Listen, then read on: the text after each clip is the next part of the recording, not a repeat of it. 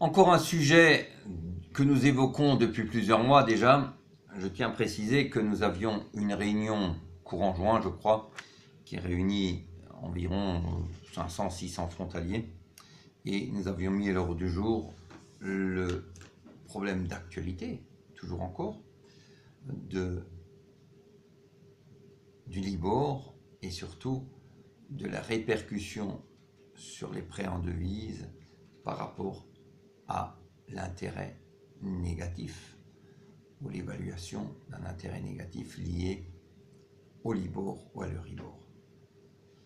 Alors à l'époque, nous avions clairement dit que nous pouvions, si les frontaliers en décident ainsi, et s'ils sont nombreux, déposer une plainte collective.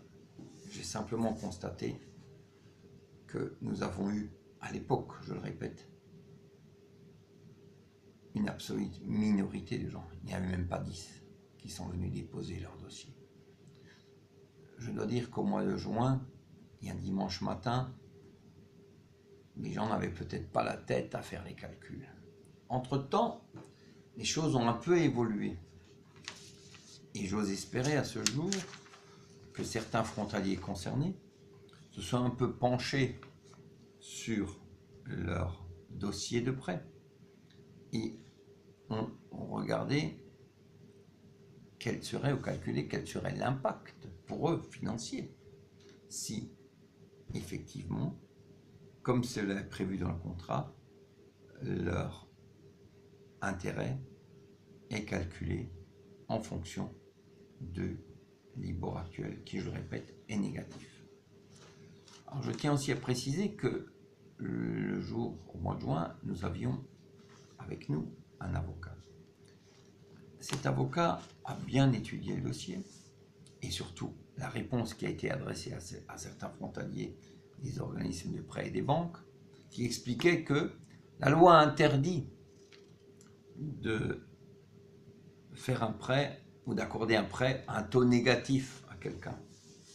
Et c'est pour cette raison qu'il était impossible à ces organismes de répondre aux requêtes des quelques frontaliers qui ont demandé l'application contractuelle du calcul de leur taux d'intérêt. Alors, pour nous, c'est clair, en tout état de cause, et nous l'avons non seulement dit, mais nous l'avons aussi écrit. Quelques frontaliers ont reçu le courrier dans lequel nous expliquions qu'il ne faut pas confondre l'attribution d'un prêt qui serait à un taux négatif, c'est-à-dire que la banque devrait donner de l'argent à l'emprunteur, c'est aberrant. Et évidemment, c'est interdit. Vous ne pouvez pas emprunter une somme d'argent et en fin de compte rendre moins que ce que vous avez emprunté. Par ailleurs, vous ne pouvez pas non plus dire « moi je ne savais pas que si j'empruntais de l'argent, l'organisme de prêt pouvait gagner un peu d'argent ». Ça aussi, c'est impossible. Là, il est évident que devant aucun juge n'obtiendrait gain de cause. Simplement, il n'est absolument pas interdit, ni dans la loi, ni par là aucune jurisprudence, que pendant la durée de votre prêt, qui, je le répète, dans le cas présent, et les intérêts sont basés sur un élément qui fluctue, soit à la hausse, soit à la baisse.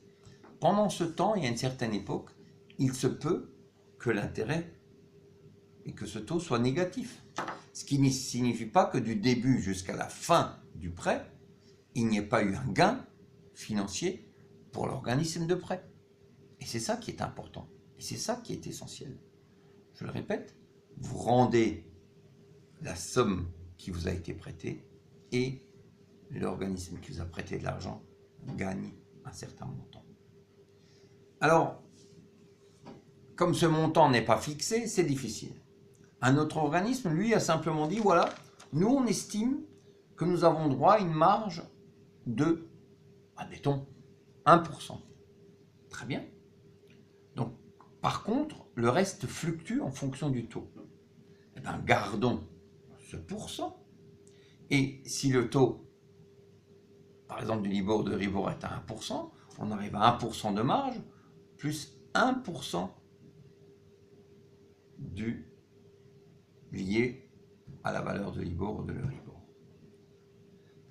On arrive à 2%.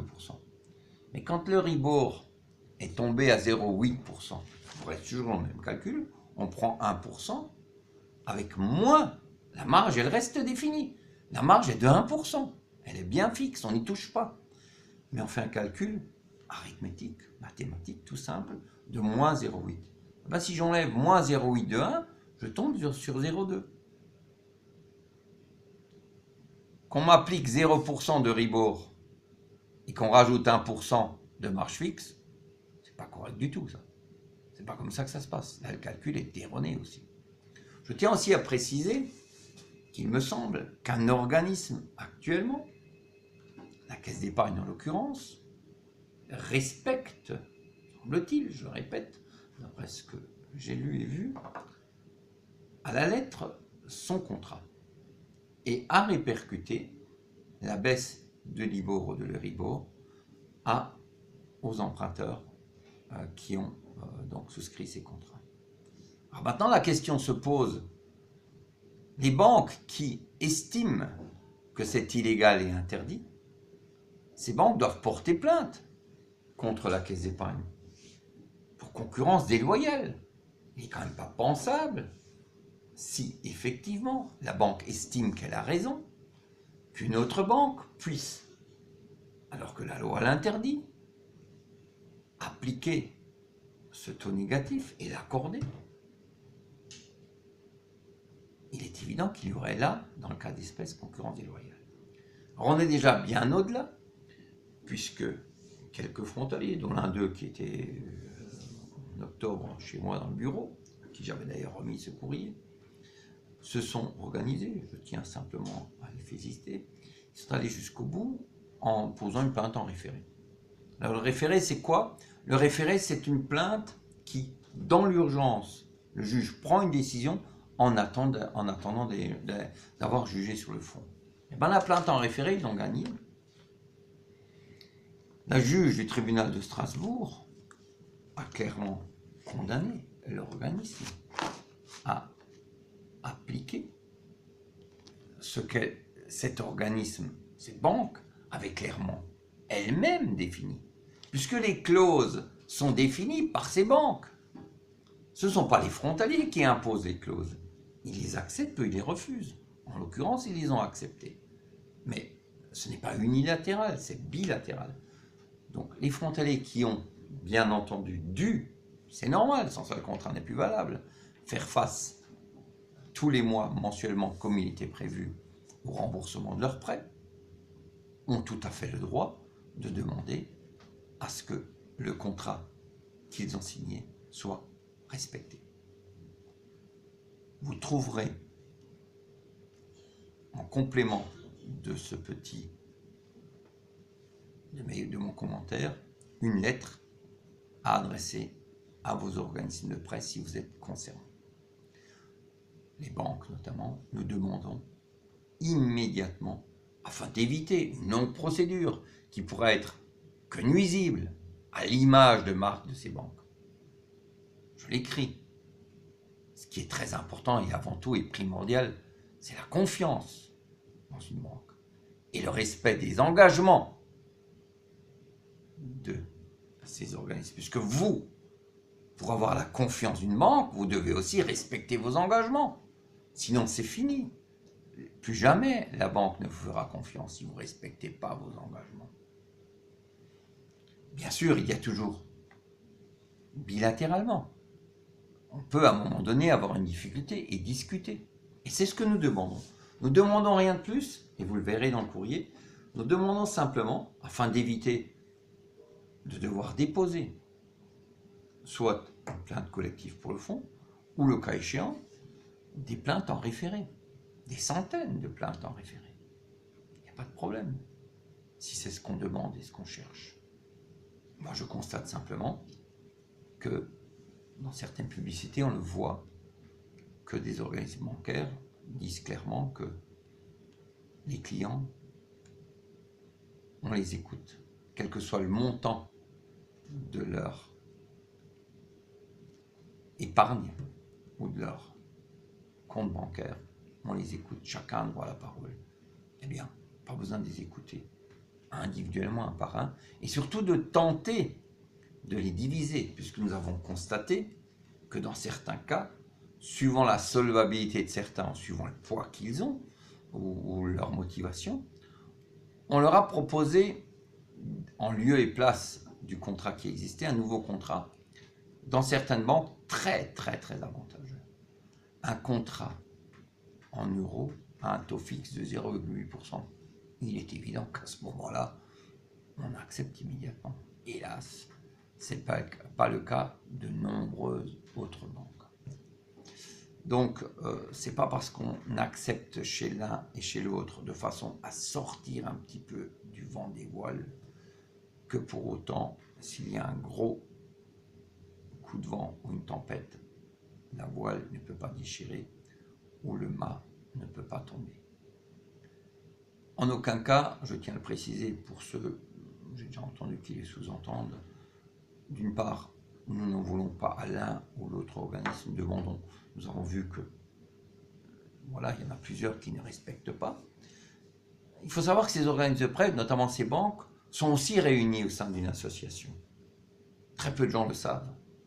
Et à ce moment-là, ils ont reçu un mot d'ordre que pour l'instant, certains ont un petit peu de mal à respecter. Ils ont de plus en plus de problèmes avec leur conscience et surtout avec le bon sens. Ils sont tout à fait conscients que l'étau se resserre. Et pas que l'étau. Que l'étau se resserre et qu'ils vont se retrouver tôt ou tard face à une obligation juridique. Mais il sera très difficile, après, de recoller les morceaux. Et je voudrais éviter cela. Pourquoi ? Parce que j'ai constaté que les décisions sont souvent prises à très haut niveau. Et ce sont les gens en bas, dans vos bancs, que vous rencontrez tous les jours, qui risquent d'en subir les conséquences. Et cela, je souhaite l'éviter. Et vous certainement aussi, puisque ça fait des années que vous les fréquentez. Et dans certains cas, vous étiez très certainement, et je l'espère en tout cas, en bon terme, avec ces salariés qui vous reçoivent dans divers guichets. Donc voilà, nous n'avons aucun, mais absolument aucun intérêt, ni aucune subvention, ni quoi que ce soit, d'où que ce soit. Nous dépendons financièrement d'aucune banque, nous n'avons aucun contrat de partenariat avec qui que ce soit, c'est très important. Et celui qui pourra éventuellement, qui prétend le contraire, qui vienne me voir et qui me montre où est-ce que nous aurions un quelconque, le CDTF aura un quelconque intérêt, ou même moi-même avec l'une ou l'autre banque. Voilà. Nous ne craignons pas de défendre ce dossier, mais il est évident que nous demandons le dialogue, et qui dit dialogue dit aussi respect réciproque.